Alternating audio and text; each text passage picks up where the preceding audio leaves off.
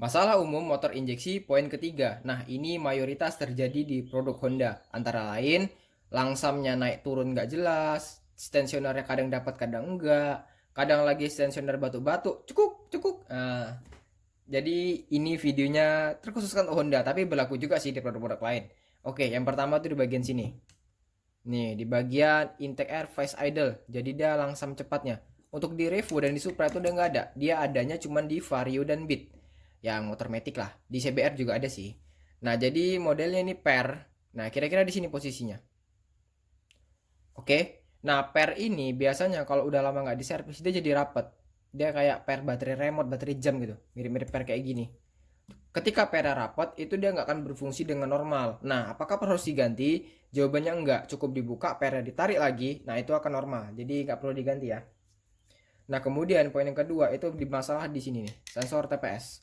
Sensor TPS ini rusak di Honda. Itu biasanya ketika digas penuh sampai bunyi gini, sampai bunyi kandas, cetak, itu dia langsung berbet, tapi turunin dikit enak. Turunin dikit aja. Set, itu langsung narik lagi. Nah, itu sensor TPS. Nah, sensor TPS ini kalau rusak, dia mau digigit berapapun rata, maupun baru jalan begitu digas pendem, dia langsung berbet. Tapi kalau masih pelan-pelan, enak, kemudian digas petot pertamanya enak, terus lama-lama kayak mau mati, nah itu masalahnya bukan dari TPS sensor, tapi masalahnya dari fuel pump, pompa bahan bakar. Itu kita bahas di episode 2, episode sebelum ini ya. Nah, untuk sensor TPS Honda yang original, ini dia nggak ada jual pisah. Nih, satu set. Ini poin masuk poin ke nomor 5.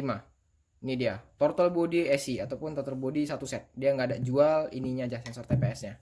Nah, untuk sensor TPS ini kan banyak yang kita lihat dijual di online ya, yang mereknya bungkusnya Honda, itu malah kacau. Jadi saran saya kalau memang mau ganti sensor TPS-nya aja, itu ganti aja merek MST, merek NTP, merek-merek lain lah yang intinya ada mereknya. Jangan pakai yang bungkusnya ori tapi isinya KW, itu malah kacau. Biasanya mereka yang begitu itu nggak mikirin kualitas karena mereka berlindung di balik produk, di balik merek gitu. Itu malah kacau. Kemudian untuk pakai racing apakah rekomendasi? Misalnya ya merek-merek lain itulah. Jawabannya terserah.